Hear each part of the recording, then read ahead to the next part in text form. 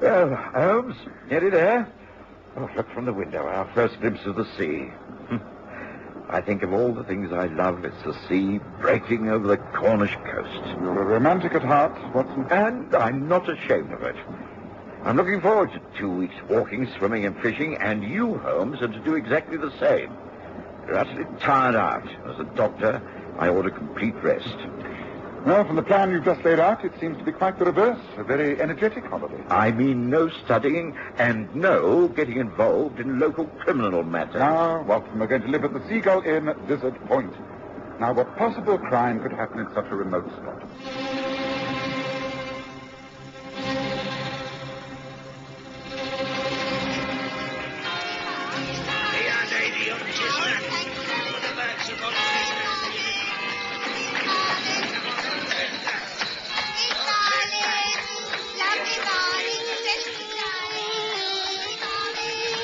We present the stories of Sherlock Holmes.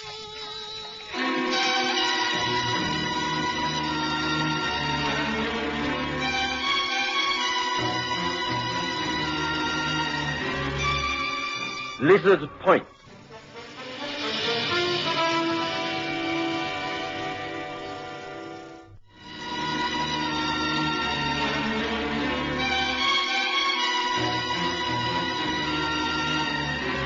In the spring of the year 1897, that Sherlock Holmes' iron constitution showed some symptoms of giving way in the face of constant hard work of a most exacting kind, aggravated perhaps by occasional indiscretions of his own.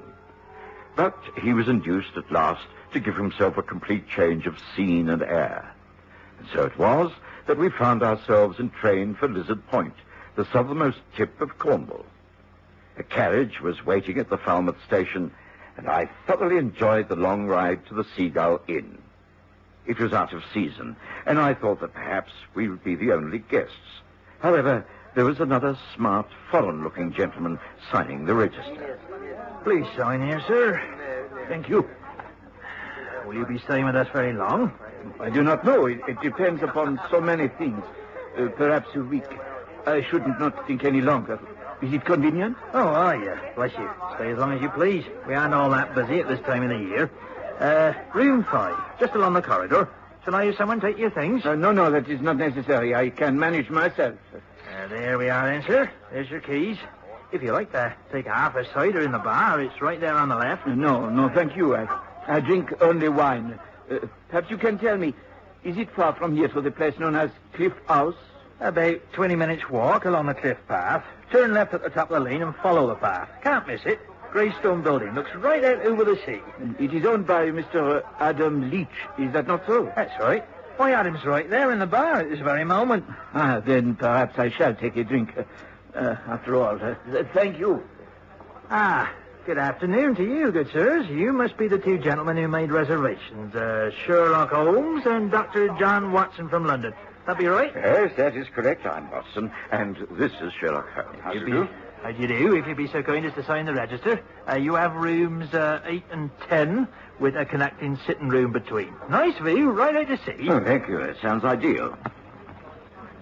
Holmes? Oh, certainly. If you could have our cases taken to the rooms, I think Watson and I will take up a suggestion of a drink in the bar straight away. It's been a long and very tiring journey. Very sensible. I'll be joining you myself very shortly, once the wife comes off duty. To the left there, gentlemen. Yeah, thank you. Come on, Watson. I'll buy you your favorite cider. The bar of the Seagull Inn was obviously the gathering place of all the local residents of Lizard Point. There were not many in there when Holmes and I entered, but perhaps half a dozen. Behind the bar was a buxom Cornish woman who I assumed correctly to be the landlord's wife. She was talking to a strong, middle-aged man whose weather-beaten face was topped by a mop of the most luxurious silver hair I've ever seen. I won't be doing with it, Arthur. She ain't old enough to know her own mind, and he's too smooth, too clever by half. But nice and well-behaved, Adam. No one in these parts has anything against him. We was all young once, you know. I still be against it. Over to enough of that. You got company. Oh, evening, gentlemen. What can I do for you? 2 of your best, strongest ciders, please. Oh, come in for a first taste, have you? Well, I can tell you it's the best you'll ever get. You the two gentlemen from London who'll be staying here? That's right. We've just arrived. Well, have a good holiday. Not exactly the right time of the year, but you struck it lucky. Weather be that fine and hot the last week. Suppose it'll break with a storm sooner or later. There we are. Thank you. Place it on the bill, do Of course. I think you're wrong, you know, Adam. Why not try to get to know Mr. Mason better? Well, here's to your much improved health, Holmes. What? Oh, yes. Good health.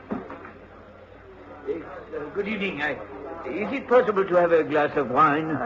Well, yes. We've got some French stuff, but it's by the bottle only, you understand.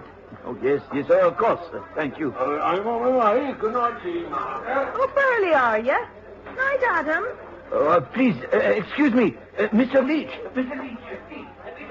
You know me. My name is... Well, strange things are going on here tonight. Who was that?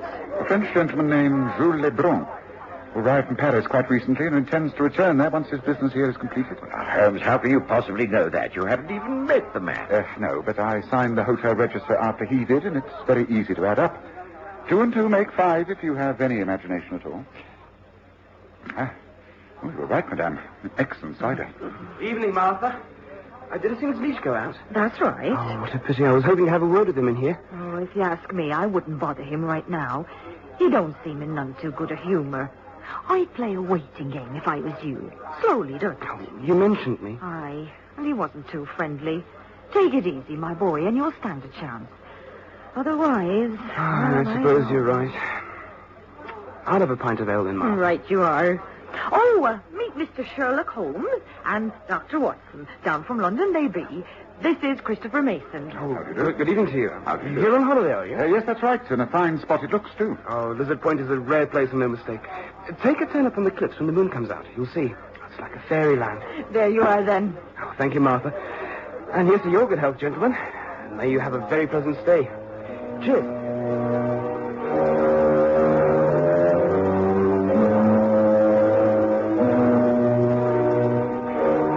Christopher Mason was an agreeable young man. He sat chatting to us for half an hour or so, and then the landlord came through to advise us that supper was ready. Afterwards, we took Christopher Mason's advice and strolled the cliffs. The moon was up, far out over the silver water. It was enchanting. That young man was right. The visual effect from here is amazing. Breathtaking. I don't think I've seen anything like it. Well, that I take it is Cliff House. That's where the man Adam Leach must live with his daughter. Oh, his daughter? Yes, of course. Christopher Mason is in love with her, and the old man doesn't approve.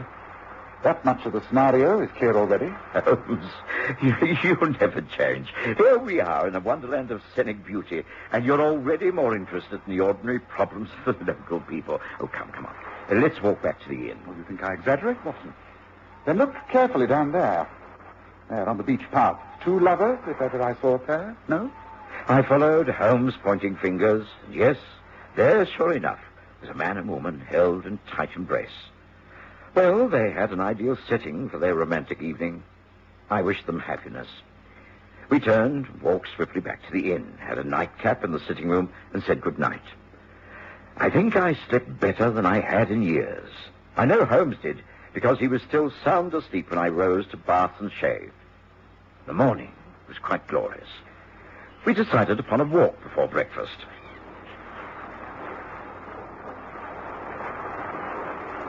Glorious morning, Holmes. Yes, a really beautiful spot. And I'm glad you recommended this, Watson. Well, 2 weeks of this, and you'll be a new man. Ah, look, we aren't the only ones about. Here comes that French gentleman. What's his name? Jules Lebrun. Yes, it seems he doesn't wish to greet us. He's turned and deliberately gone the other way. Oh, well, he's probably quicker back by the path he's taken. Shall we walk down to those rocks? Seems that they form a natural pool. Ideal for swimming, I should say. Yes, and someone has already made use of it by the look of things. Is that not Christopher Mason, a towel round his shoulders? He must have got up bright and early. Yes, and I think he's seen us. Yes, coming up this way. Hello there. Good morning. Good morning, Mr. Holmes. Dr. Watson, what a lovely morning it is. Yes, makes one feel good to be alive. Oh, you've been for a swim? Oh, just a quick dip right over there. Oh, you don't use that natural rock pool? Well, surely that's safe enough. Oh, yes, but I haven't got time this morning. I've got a lot to do. Excuse me. Have a good day. Bye. What's he in a hurry about, I wonder? Oh, Holmes, this is exactly right for both of us. Peace and quiet, fresh air, good food, no troubles at all. Well, come on, let's step it up.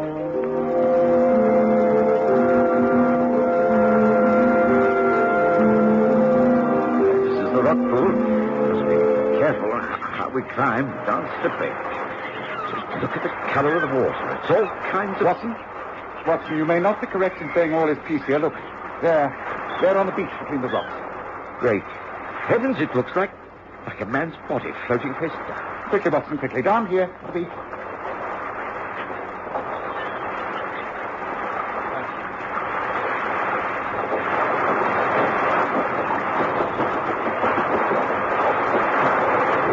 Here, Watson, come, give me a hand. Help me drag him out and onto the shingle. Here. Right. Come on.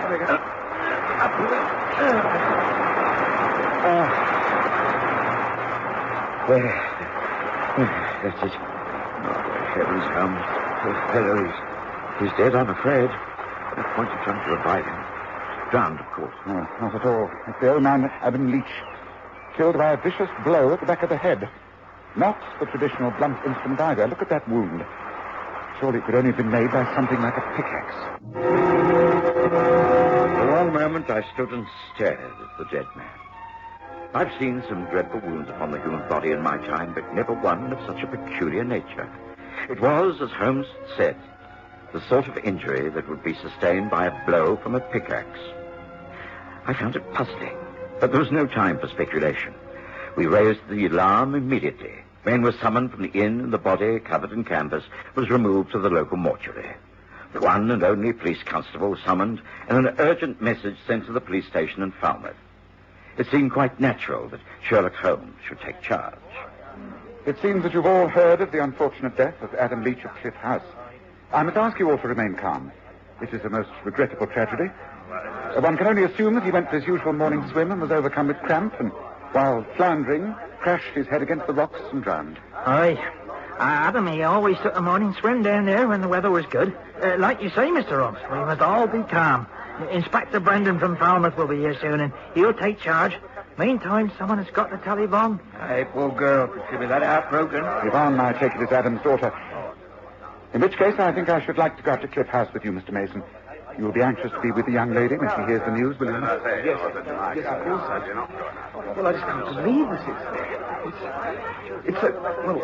It's unreal. Yes, of course I must go to Yvonne. Right. Constable, perhaps you'll wait for the inspector. Come along. I'll do that. Let's get up to Cliff House.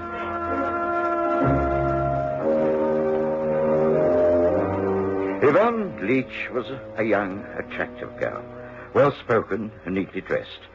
She was deathly pale, but in no way hysterical. Good morning.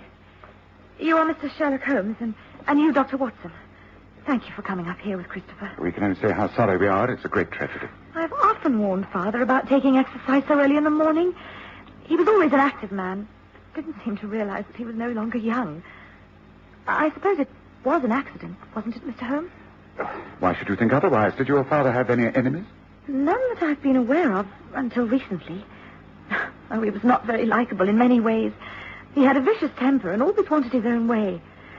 He resented Christopher, for instance. There's no point in denying that. But Father usually came round and compromised. It's going to be hard to think I shall ever see him again. I'm sorry. You said your father had no enemies until recently. What did you mean by that?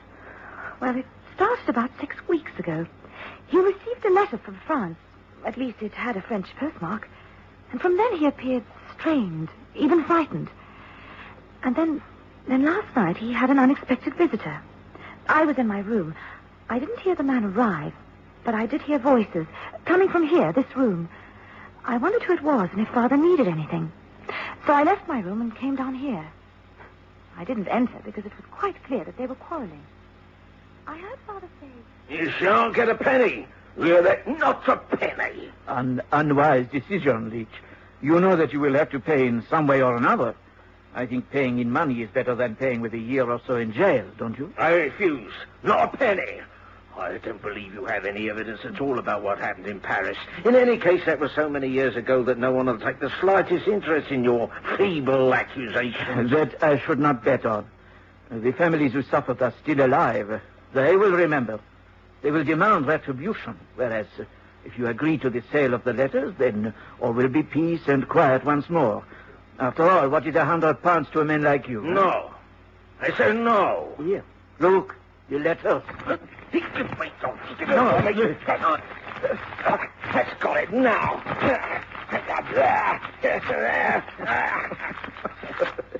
You really are anxious to have the letters destroyed, aren't you? You don't think I'd be stupid enough to bring them with me tonight, do you? These are only the empty envelopes. No, I still have the letters, and they are still for sale. But now that I am sure you want them, the price goes up. I want £500 now. What? A nice round figure. 500, and I promise you I will hand them over and leave for France by the next packet steamer. What do you say? I say get out. Take your blasted letters. Get out of my house and stay out. Oh, go on, do your worst. Get out of my sight while you're still alive. And if you ever set foot in this house again, I'll kill you. Very well.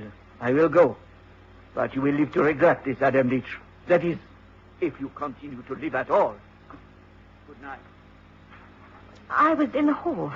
I stepped back and concealed myself behind the curtains by the stair windows. I was able to see the stranger as he left. A tall, dark man, smartly dressed and top-hatted. Jules Lebrun, the foreigner from the Seagull Inn. I knew it was. He's the only French-speaking visitor in these parts. This is most interesting. Well, thank you for telling me, Miss Leach. I think you'll be having a visit from Inspector Brendan of the Falmouth Police later on. I advise you to confide this to him. Very well. But I do not wish to cause more trouble. Whatever happens, it can't bring Father back, can it?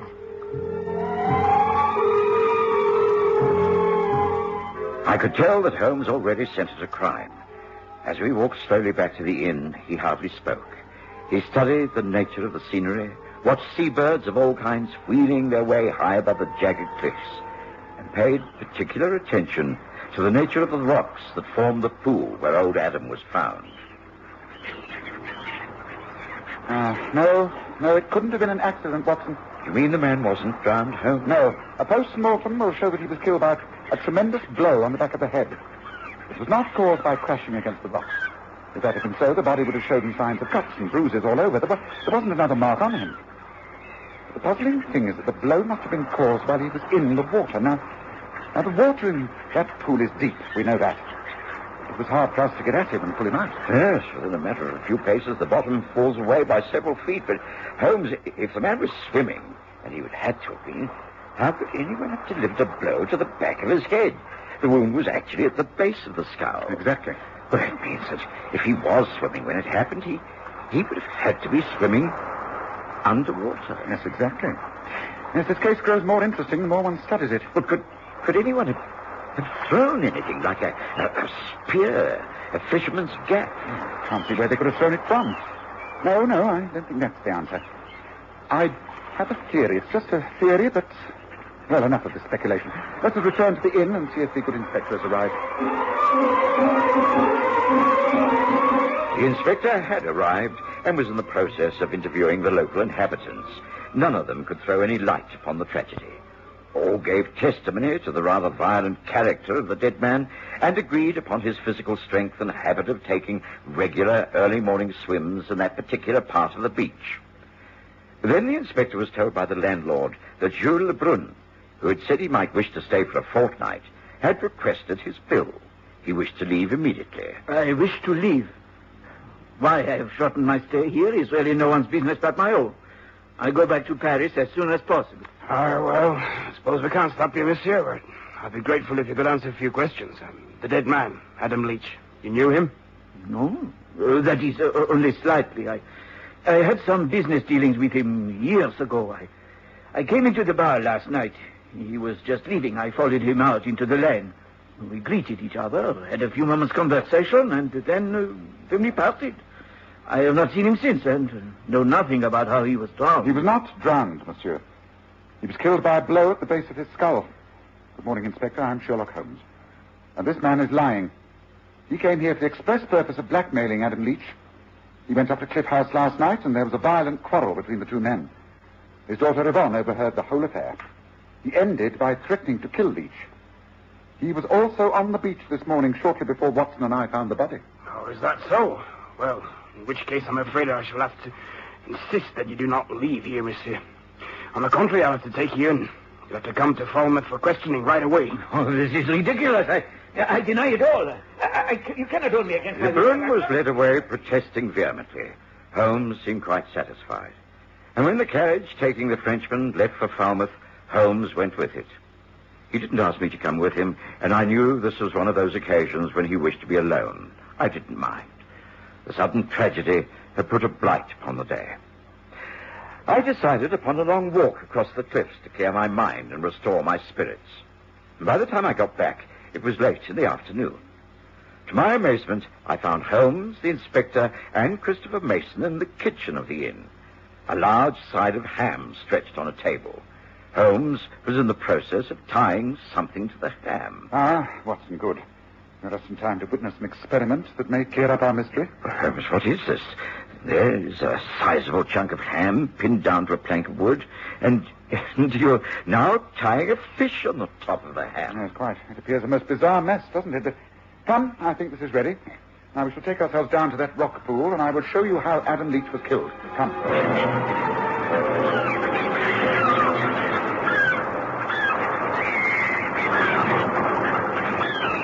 Now, you see, we float this strange contraption out into the calmer waters of this large rock pool. Now, see, it floats just below the surface.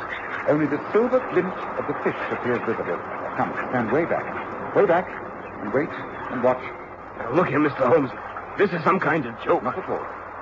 The local man, you must surely have guessed at the solution. Might I remind you of two things? Adam Leach, although an elderly man, was mightily strong. He used to do a great deal of underwater swimming. The sitting room of his house is filled with precious shells gathered from the bottom of the sea. He dived many times, searching with his head just below the surface of the water. He had a mane of white hair, did he not? It must have streamed behind him as he swam. And from way above could look exactly like the fish out there in the calm waters. Now look at the sky. Birds wheeling round. What are they? All different types. Yes, but one in particular, the cormorant, the bird fisher. That dives at incredible speed down like a hawk, only much faster and with far more strength. It crashes through the waves and takes the fish in its beak. If anything stands in its way, well, look. Now, look.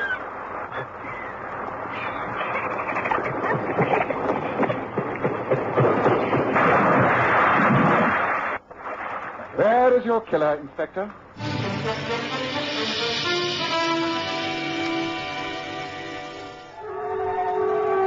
It was some hours later that, back at the inn, Holmes went over the whole case again in detail.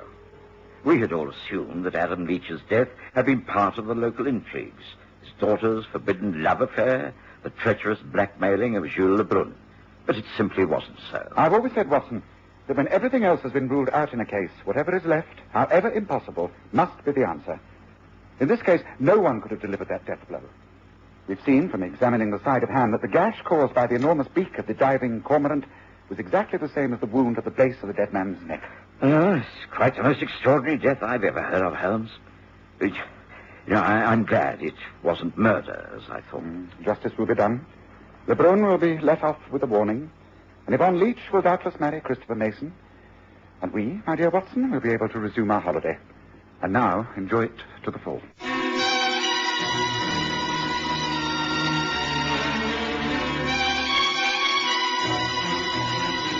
Listen again next Sunday to The Stories of Sherlock Holmes, with Graham Armitage as Holmes and Kerry Jordan as Dr. Watson.